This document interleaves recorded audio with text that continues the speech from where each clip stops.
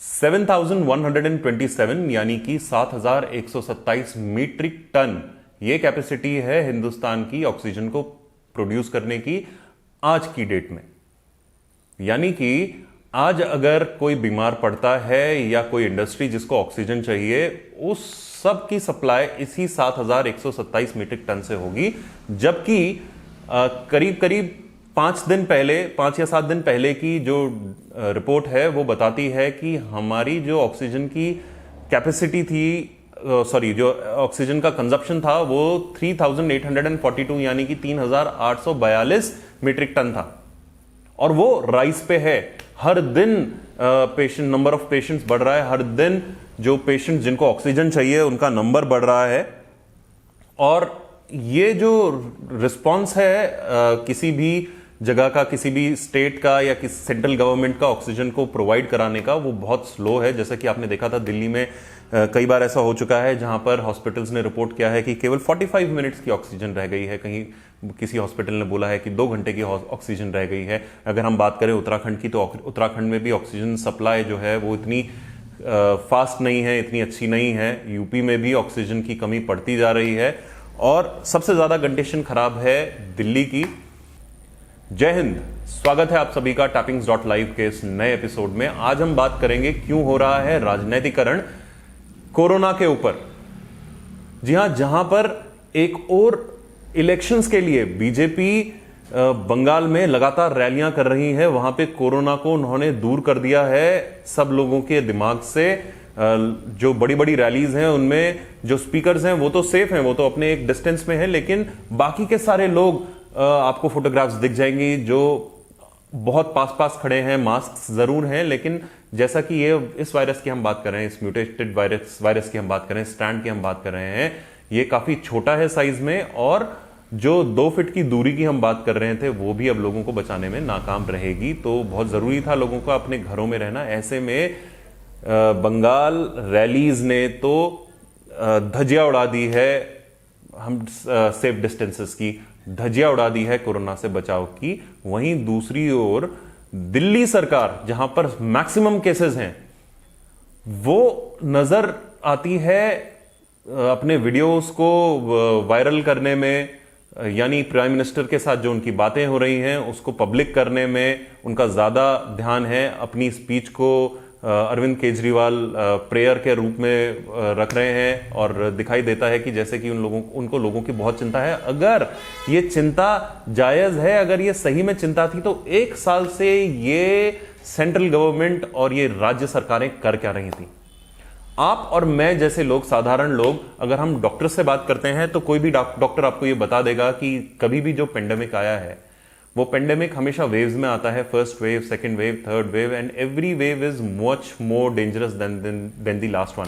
तो ऑक्सीजन की कमी की अगर हम बात करें तो ब्यूरोक्रेट्स जो हमसे कहीं ज्यादा ज्ञानी हैं, जो हमसे कहीं ज्यादा दूरदर्शिता रखते हैं, उन लोगों को ये कैसे नहीं दिखाई दिया कि ऑक्सीजन की कमी हो सकती है, ऑक्सीजन की रिक्वायरमेंट होगी। अगर हम बात कर रहे हैं पिछले पूरे 1 साल की, तो उसमें कई बार सेंट्रल गवर्नमेंट से आपको सुनने में आया होगा कि ऑक्सीजन प्लांट्स लगने हैं। कुछ 150 प्लांट्स की बात हो रही थी या 115 प्लांट्स की बात हो रही थी, और उसमें से अभी हकीकत में जमीन पर 3 या 5 प्लांट्स ही आ पाए हैं।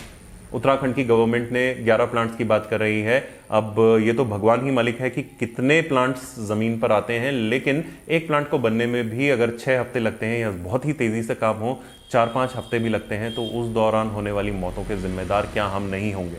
ये वाला जो एडवर्टाइजमेंट है इसकी हम एनालिसिस करेंगे और तोड़ तोड़ कर देखेंगे, तोड़ तोड़ कर पड़ताल करेंगे अरविंद केजरीवाल के मैसेज का, और जानेंगे कि क्या इतना बड़ा खर्चा इन एड्स के लिए जरूरी है। जो एड्स लोगों को कोई इंफॉर्मेशन नहीं दे रहे हैं, जो एड्स लोगों की कोई मदद नहीं कर रहे हैं, लेकिन केवल एक चेहरे को प्रेजेंट कर रहे हैं आगे, एक चेहरे को आपके सामने ला रहे हैं ताकि आप अगली बार इलेक्शंस में उस चेहरे को याद रखें। आइए देखते हैं। नमस्कार। कोरोना फिर लौट आया है। इस बार युवाओं को ज्यादा खतरा है। दिल्ली में 65% केस 45 वर्ष से कम उम्र के लोगों के हैं। अरविंद केजरीवाल कह रहे हैं कोरोना फिर लौट आया। भाई गया ही कहां था? जब तक लोगों को थोड़ी बहुत राहत मिली कोरोना से, तब तक मुंबई में डिटेक्ट हो चुका था कि नया वेरिएंट आ चुका है। केरल में यह डिटेक्ट हो गया था, दिल्ली को तैयारी कर लेनी थी। अरविंद केजरीवाल कह रहे हैं कि ये बच्चे जो हैं, जो कम उम्र के लोग हैं, उनको अब कोरोना हो रहा है और ज्यादा हो रहा है। सबको पता है भाई, सबको पता है कि ज्यादा हो रहा है। जिन न्यूज चैनल्स में आप ये ऐड दे रहे हो ना, उन न्यूज चैनल्स में यही रिपोर्ट्स आ रही हैं। तो आप कुछ नया क्या कर रहे हो? ये कोरोना का खर्चा जो आप इन एड्स में कर रहे हो, ये किस लिए है? आपसे बढ़िया रिपोर्टिंग कर रहे हैं, वो डेली रिपोर्टिंग्स कर रहे हैं। जो उस चैनल को देख सकता है उसको इसकी इंफॉर्मेशन पता है। फिर आप कह रहे हैं कि जो लोग हैं इनको घर से बाहर निकलना ही है क्योंकि उनको पैसे लाने हैं घर के लिए, घर वालों की देखभाल करनी है। तो आपने उनकी मदद के लिए क्या किया? कौन सी बसेस में डिस्टेंसेस आपने करे थे?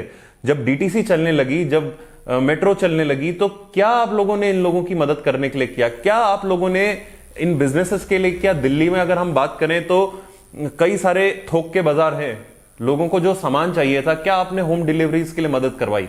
क्या आपने ऐसी कोई व्यवस्था करी कि दिल्ली सरकार बोले हाँ हम जिम्मेदारी लेते हैं, आप ऑर्डर्स लीजिए फोन में, हम लोगों के घरों में पहुंचाते हैं? ऐसी कोई व्यवस्था आपने करी नहीं। लोगों ने पूरे साल अपने धंधे पे नुकसान उठाया है और इस बार वो आपकी बात इसलिए नहीं मान रहे हैं क्योंकि आप लोगों ने उनसे, जिनसे आपने डोनेशंस लिए हैं, जिनको आपने इमोशनली ब्लैकमेल करके वोट्स लिए हैं, उन लोगों के घरों में नुकसान है 1 साल का। उन लोगों के कईयों के धंधे बंद हो चुके हैं और कई लोगों को नौकरियों से हाथ धोना पड़ा है। मजबूरी यह है कि युवाओं को घर से बाहर निकलना ही पड़ता है क्योंकि उन्हें माता पिता और अपने बच्चों का ख्याल रखना है, घर के लिए पैसे का इंतजाम करना है। इस चक्कर में कुछ लापरवाही हो रही है। मैं अपने युवा भाई बहनों को कहना चाहता हूं कि कोरोना को लेकर बिल्कुल लापरवाही ना करें। अरविंद केजरीवाल कह रहे हैं कि कोरोना को लेकर बिल्कुल लापरवाही ना करें, बिल्कुल लापरवाही ना करें। आपने 1 साल में क्या किया? आपने 1 साल में कितने प्लांट्स लगवा लिए?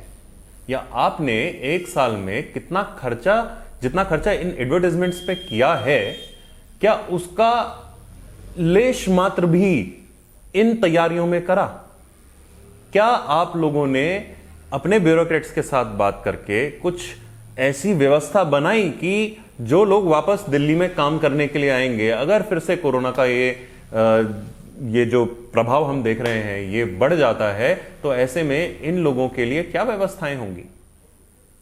आप लोगों को बोल रहे हैं कि वो लोग लापरवाही कर रहे हैं। लापरवाही सरकार की है और खासकर ये जो दूसरी वेव हिट हुई है, इसमें तो बिल्कुल सरकार की लापरवाही है। लोग संभले हुए हैं, लोगों को समझ में आता है, वो उनकी मजबूरी है जिसकी वजह से ये लोग अपने घरों से बाहर निकल रहे हैं। हाँ, कई जगहों पर गलतियां हैं, गलतियां हो रही हैं लोगों से, और कई जगहों पर लोग जबरदस्ती भी गलती कर रहे हैं।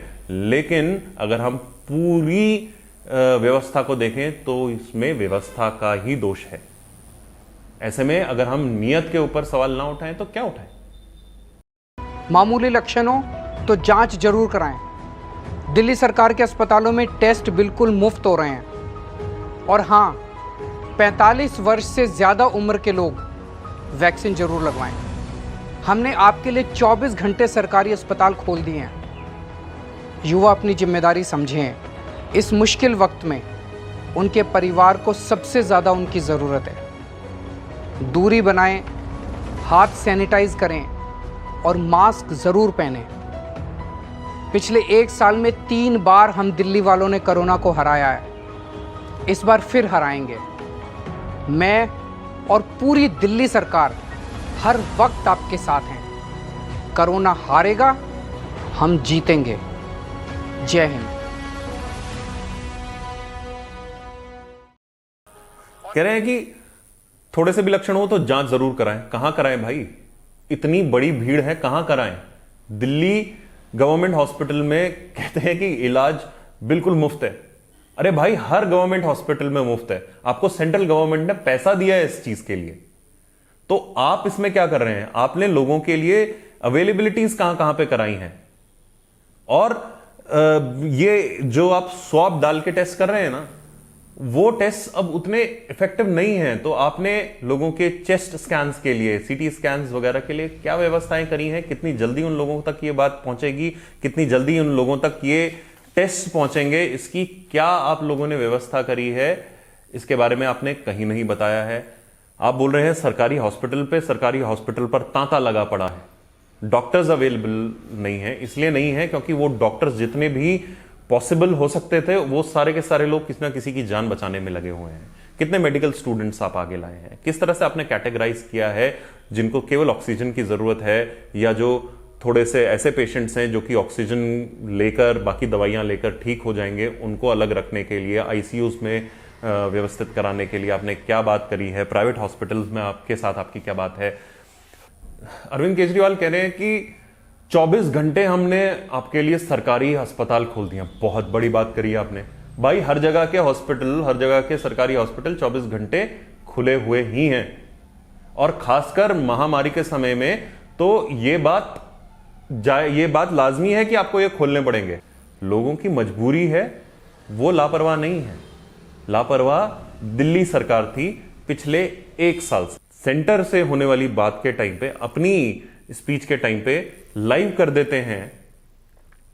जो मीटिंग सीएम्स की और पीएम की चल रही है उसको लाइव कर देते हैं। उसमें आप प्रार्थनाएं करते हुए तो दिख जाते हैं, लेकिन आपको यह भी नहीं पता है कि जिस सेगमेंट को, जिस सिस्टम को जो कि धरती पर अवतरित हो चुका है, जो काम ऑलरेडी चल रहा है, जो कार्य प्रणाली चल रही है, उसे आप आइडिया बता रहे थे, तो वहां पे आपको डांट पड़ी।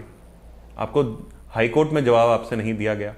आप हर जगह प्रे तो कर रहे हैं कि हम लोगों को ये दे दीजिए, वो दे दीजिए। किस स्टेट से आपकी अच्छी बातचीत है? क्या तैयारियां करी हैं आपने उस स्टेट से इन ऑक्सीजन सिलेंडर्स को लाने के लिए? आपके कितने व्यक्ति वहां पर हैं? आप तो ऑर्डर और एक फरमान जारी कर देते हैं, लेकिन व्यवस्थाएं क्या हैं ये बात हमको जाननी होगी। जब तक इस तरह के सवालों के जवाब लोगों को नहीं मिलेंगे, लोगों के पास तक नहीं पहुंचेंगे, तब तक लोगों को आप पर भरोसा भी नहीं आएगा। और इस समय तो शायद ये एक ऐसा दौर से हम लोग गुजर रहे हैं जिसमें सबसे ज्यादा गलतियां जो हैं वो एडमिनिस्ट्रेशन की निकलती हुई आ रही हैं।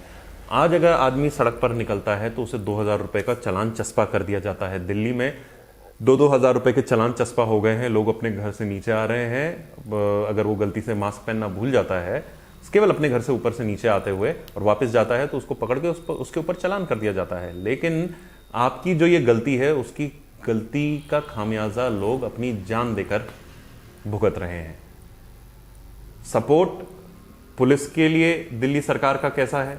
सपोर्ट डॉक्टर्स के लिए कैसा है? सपोर्ट इन लोगों के लिए कैसा है जो कि बस अड्डों पर भीड़ लगाकर बैठे हैं अपने घर जाने के लिए? उनको घर जाने के लिए उनके लिए क्या व्यवस्थाएं हैं? उनके खाने पीने की क्या व्यवस्था है? इन सब के ऊपर सवाल उठाने जरूरी हैं, और उन सब लोगों को ये सवाल उठाने चाहिए जिनके प्रांतों से दिल्ली में लोग काम करने के लिए आते हैं।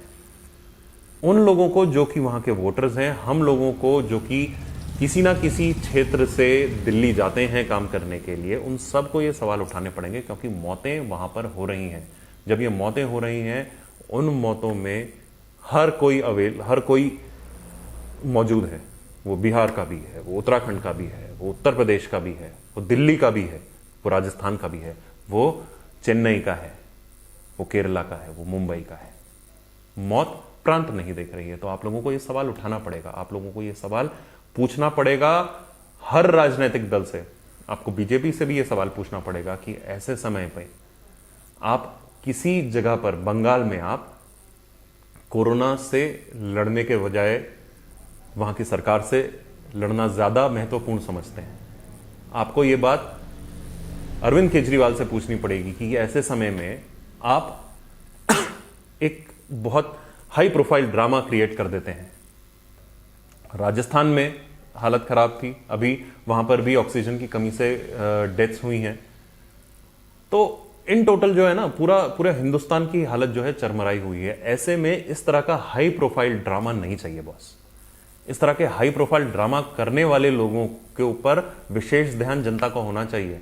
और जब वे दूसरे स्टेट्स में भी जाते हैं ना, अपनी शाखाओं को फैलाने के लिए, तो ये सवाल उनको उनसे पूछना पड़ेगा, क्योंकि यही हाई वोल्टेज ड्रामा आपके यहां भी होगा। मिलते हैं आपसे tappings.live के अगले एपिसोड में, तब तक के लिए जय हिंद।